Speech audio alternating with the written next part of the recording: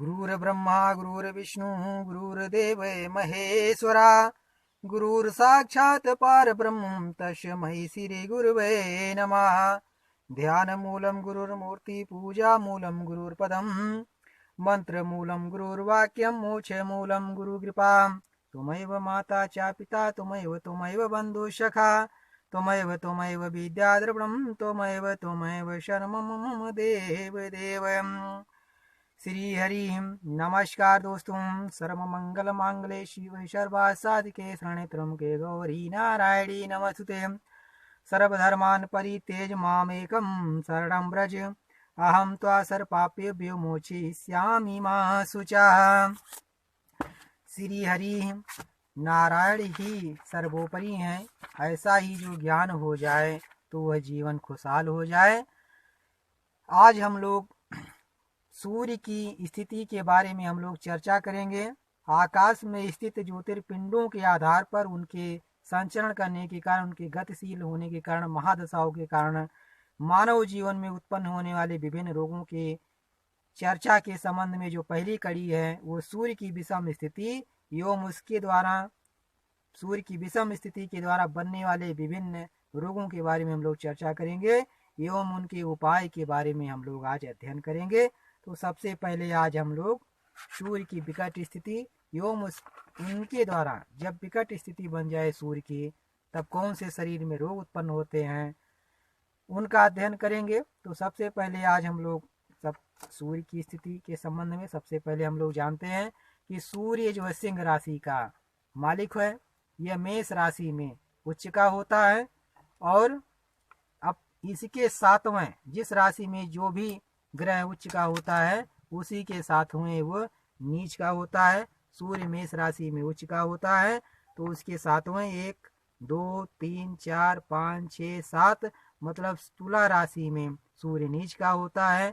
तो कहा गया है जो पहली विकट स्थिति बनेगी सूर्य की वह बनेगी सूर्य तुला राशि में हो, सप्तम भाव भी हो, सातवां भाव, आठवां भाव और 12वां भाव हो। इन भावों में यदि सूर्य तुला राशि में अर्थात नीच राशि में स्थित है और नीच राशि का मंगल मतलब कर्क राशि का मंगल हो और सूर्य को देख रहा हो तो ऐसी स्थिति में यह सूर्य विकट स्थिति उत्पन्न करता है।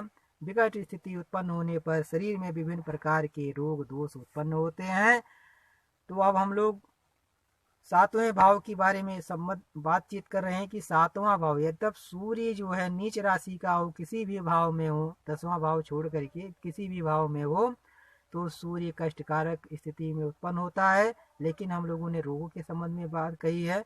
ये विभिन्न रोग तो अगर मेघ जो है लग्न में है, तुला राशि में सूर्य है लग्न में है तो भी जो है कष्टकारक है। शरीर जो है सिर में भी पीड़ा होती है, उनकी जो है आमाशय में भी पीड़ा होती है। तो सूर्य अगर सातवें भाव में है चूंकि ये गुप्त रोगों के बारे में वैवाहिक जीवन के संबंध में भी दिखाता है। व्यक्ति चाहे कितना भी उच्च स्थिति को प्राप्त कर ले लेकिन अगर सुख नहीं है तो उसका जीवन फिर नारकीय स्थिति उत्पन्न हो जाती है। चौथे भाव में मंगल है कर्क राशि का, उसमें नीच का मंगल है। चतुर्थ भाव में मंगल नीच का है। सातवें भाव में सूर्य नीच का है। मंगल चौथी दृष्टि से सूर्य को देख रहा है सातवें भाव में, तो सातवां भाव विवाह का भाव है। इस भाव में सूर्य नीच का है, मंगल की चौथी दृष्टि पड़ रही है। तो दो जो है पापी ग्रहों की स्थिति और उनकी दृष्टि के कारण जो सातवां भाव वैवाहिक जीवन अस्त व्यस्त हो जाता है। जातक विभिन्न प्रकार से सुखहीन हो जाता है क्योंकि चौथे भाव का कारक जो स्थिति है वहाँ भी मंगल पापी ग्रह बैठा हुआ है। सातवां भाव भी जो वैवाहिक जीवन से स्त्री संबंध है वहाँ भी पापी ग्रह क्रूर ग्रह सूर्य बैठा हुआ है। ऐसी स्थिति में व्यक्ति जातक जो है स्त्री सुखों से वंचित होता है, सुखहीन हो जाता है। तो यहाँ पर विकट स्थिति सूर्य की तब बन गई जब मंगल की चौथी दृष्टि पा गया तो भी जो है सूर्य की विकट स्थिति बनी। यही स्थिति अगर 8वें भाव में सूर्य हो या 12वें भाव में हो तो भी विकट स्थिति उत्पन्न होती है। 8वें भाव में यदि हो और मंगल की दृष्टि पा रहा हो तो जातक को विभिन्न प्रकार के रोग जैसे खूनी अर्श बवासीर जैसी बीमारी होती है। विभिन्न प्रकार की दुर्घटनाएं होती रहती हैं। इस प्रकार की और भी बहुत सारी समस्याएं क्योंकि 8वां भाव आयु का कारक होता है। 5वें भाव में जब उस समय कर्क राशि में मंगल होगा और चौथे दृष्टि आयु भाव को देख रही होगी तो ऐसी स्थिति बड़ी खतरनाक होती है, क्योंकि पांचवें भाव पर सूर्य जो है मंगल जो है नीच राशि का हो जाएगा, और वहाँ भी जो है पुत्र और संतान विद्या के लिए दिमाग में भी अनेक प्रकार की समस्याएं उत्पन्न मंगल भी करेगा। आयु में भी जो है कमी ला सकता है और विभिन्न प्रकार के रोगों को उत्पन्न करता है। 12वें भाव में सूर्य अगर सूर्य किसी भी राशि में हो, 12वें भाव में हो, तो वो नेत्र रुचि कारक जरूर होता है। सारे मनीषियों ने, सारे विद्वानों ने एक मत से कहा है।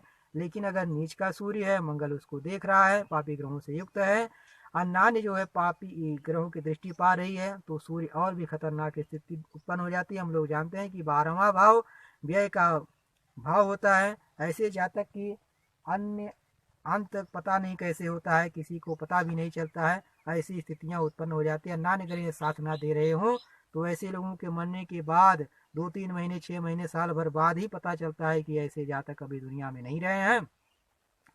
अब हम लोग दूसरी स्थिति जानते हैं कि जब पहले सूर्य की स्थिति जब वो विकट स्थिति में हो तब क्या होगा।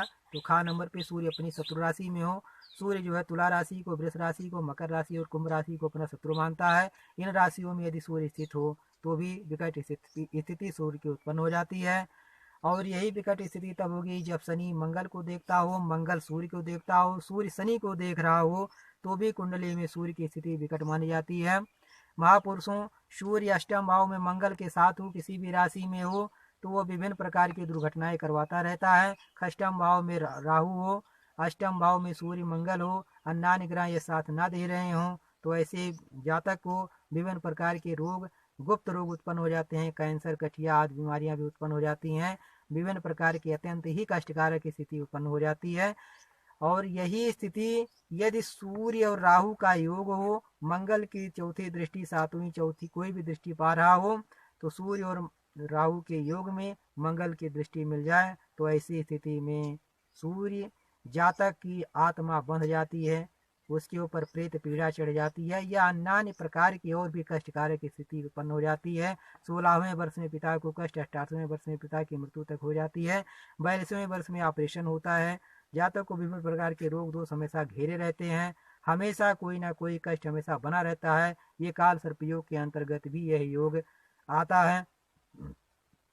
पापी ग्रहों से युक्त हो तो भी जो है सूर्य के साथ शनि हो, मंगल की दृष्टि पड़ रही है, विभिन्न भाव में हो, तो भी यह कष्टकारक स्थिति उत्पन्न हो जाती है। विकट स्थिति जब भी सूर्य की बनती है, तो आइए हम लोग अब देखते हैं कि वो कौन कौन से रोग उत्पन्न करता है। तो सबसे पहले तो हम लोग ये जानते हैं कि सूर्य का जो कारक है वो आत्मा का कारक है, नेत्र का कारक है। ये खून चूंकि मंगल का भी कारक है, मंगल भी जो है खून से संबंधित है। लेकिन हम लोग ये जो है देखते हैं कि जो व्यक्ति सूर्य के प्रकाश में ना रहता, उसे जो है कई रोग हो जाते हैं। विटामिन डी की कमी हो जाती है शरीर में, और रोगों से लड़ने की क्षमता भी कम हो जाती है। तो सूर्य द्वारा जो उत्पन्न, सबसे पहले हम लोग रोगों के बारे में चर्चा कर लें, तो ये पित्त रोग, उष्ण ज्वर, शरीर में जलन, अपस्मार, हृदय रोग, नेत्र रोग, चर्म रोग, रक्त अल्पता, पीलिया, लीवर, हैजा रोग, शिरोवर्ण, भेषज व्याधियां, दाप, ज्वर आदि प्रकार के रोग उत्पन्न करता है। आंखों की रोशनी कम होना, अंधापन होना, सिर में पीड़ा, नेत्र में पीड़ा, अतिसार, क्षय और शत्रुओं से भय, पेट में दर्द, अस्थि भंग। अब चूंकि जो है ये जो 7वां भाव कहा गया था, तो यहाँ पर नीचे का सूर्य है और चौथे दृष्टि अगर मंगल की पा रहा है, तो चूंकि 7वां विवाह का कारक है, तो स्त्री का हानि होगी। अगर 5वें भाव में है तो पुत्र हानि हो जाती है। चोरों से हानि, पशुओं से हानि, राजा से हानि, भूतों से हानि, प्रेतों से हानि। चूंकि अगर सूर्य राहु का योग है तो प्रेत बाधा बनती है, तो जो और पूर्वज बाधा भी बनती है विभिन्न ग्रहों के योग से। तो इस प्रकार से इन चीजों में कमी आती है। मान का अपमान भी बदल जाता है, कीर्ति, सम्मान जो है सब जो होती नष्ट हो जाती हैं, अपमान होता है, पदावनति होती है, जीवन शक्ति का ह्रास होता है, व्यक्ति चिड़चिड़ापन हो जाता है, जातक स्थिर नहीं रह पाता है, हमेशा जो है विभिन्न प्रकार के मानसिक तनाव में उसका जीवन गुजरता है। हाथ की रेखाओं में यदि सूर्य पर्वत पर बुरे निशान हो, तो ऐसे जातक की सब प्रकार से बदनामियां होती रहती हैं। तो ये जो सूर्य की जो स्थिति है, सूर्य द्वारा बनने वाले विभिन्न प्रकार जो कारक हैं, उन कारकों के प्रभाव में हमेशा जब भी विकट स्थिति उत्पन्न होती है सूर्य की तो कमी आ जाती है। उन कमियों से होने वाले विभिन्न प्रकार के रोगों, उनकी दशाओं के बारे में हम लोगों ने जाना कि जो है जब कष्टकारक होगा तो कौन से कष्ट और भी आएंगे, जैसे कीर्ति सम्मान के बारे में हम लोगों ने बात की। और ये स्थिति ये उत्पन्न कम होंगे, इसको जान लेते हैं। जब भी सूर्य की महादशा आती है, सूर्य की जब अंतरदशा आती है, विषुवंतरी महादशाओं में जब अंतरदशा महादशा व अन्य जो दशाएं चल रही होती हैं, गोचर में जब भी है स्थिति उत्पन्न होंगी तो सूर्य विभिन्न प्रकार के रोग उत्पन्न करता है। अब हम लोग आइए जानते हैं कि इन रोगों के निवारण हेतु उपाय क्या है।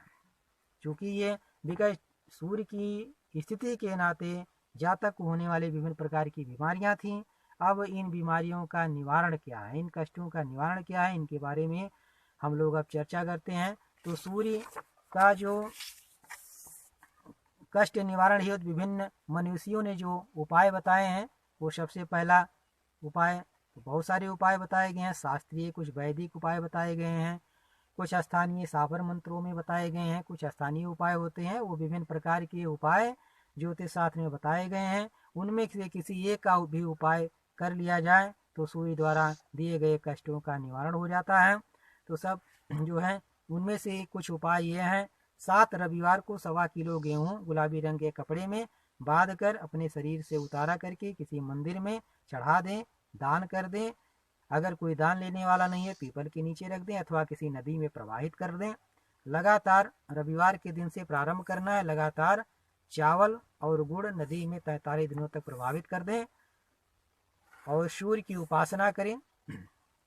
रविवार के दिन से प्रारंभ करके सूर्य को ये लाल फूल, रक्त चंदन, गेहूं, गुड़, मीठा मिला करके सूर्य को अर्घ दें। 7 परिक्रमा करें, उसमें 7 चुटकी हल्दी भी मिला लेनी चाहिए और सूर्य की उपासना करें, साल भर उपासना करें। सूर्य रविवार का व्रत रखें, नमक का त्याग करें। विभिन्न प्रकार का और भी उपाय आप कर सकते हैं। लगातार जो यहाँ पर कहा गया है 45 दिनों तक, स्त्रियों के लिए थोड़ा सा इसके बारे में अलग से कुछ प्रावधान बताया गया है। जब भी उपाय चालू करें रविवार से चालू करें। जब भी उनका समय आने वाला हो उसके पहले ही थोड़ा सा चावल दूध में धुल करके रख लें और जब भी समय आ जाए उसके पहले तक की जो गणना होगी वो गणना होगी। जैसे मान लीजिए 10 दिन तक उपाय आपने किया है तो फिर जो है फिर समय के बाद जब आप बाल धोएंगी तो फिर उसके बाद फिर जो उपाय जिस दिन से चालू करेंगे, दूसरे दिन से, बाल धोने के दूसरे दिन से, फिर वो 11वां दिन माना जाएगा। वहाँ से फिर वो 43 दिन पूरा होना चाहिए। इस प्रकार से आपको लगातार 43 दिन ये उपाय करना है। कोई भी उपाय चाहे जो किया जाए, बहुत सारे उपाय करने की कोई आवश्यकता नहीं होती है, 1-2 उपाय ही पर्याप्त होता है। सूर्य का जो है कष्ट निवारण के लिए और भी बहुत सारे उपाय हैं। जो है सूर्य की उपासना विधिवत की जाए, गृह सुवाय मंत्र का जाप करें, राम ह्रीम नमः सूर्य नमः का मंत्र, या जो भी जिस जातक को जैसी सुविधा हो उस अनुसार जो है अपना उपाय करना चाहिए। और सूर्य द्वारा दिए गए कष्टों का निवारण इस उन उपायों के करने से हो जाता है। यहाँ ध्यान रखने योग्य बात यह है कि किसी ग्रह द्वारा किसी जातक को कोई कष्ट नहीं दिया जाता है।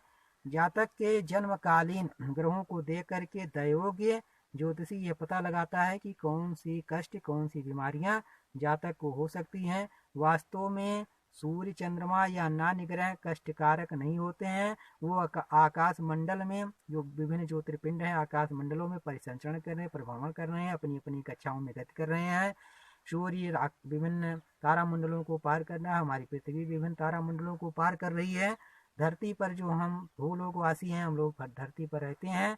यहाँ पर जो भी कष्ट जो है लोगों को जो लाभ हानि होता है वो अपने कर्मानुसार जो हमें फल प्राप्त होता है वो अपने कर्म द्वारा ही प्राप्त होता है। जो भी कष्ट होते हैं, सुख दुख का जो एहसास होता है वो हमें अपने कर्मों द्वारा ही प्राप्त होता है। अगर ये कहा जाए कि सूर्य गड़बड़ हैं तो सूर्य गड़बड़ नहीं होते हैं। सभी महापुरुषों के, सभी जातकों को यह जानना चाहिए कि सूर्य की स्थिति गड़बड़ नहीं है, बल्कि सूर्य की जब आप पैदा हुए थे उस समय क्या स्थिति थी, क्या किस राशि में सूर्य था, कौन सी योग बन रहे थे, उस आधार पर दैवज्ञ आपके कर्मों के अनुसार आपके जीवन में होने वाले सुख दुख आदि का विचार करता है और वैसे ही विभिन्न उपायों को बताता है जिससे आप सभी लोग सुखी रहते हैं।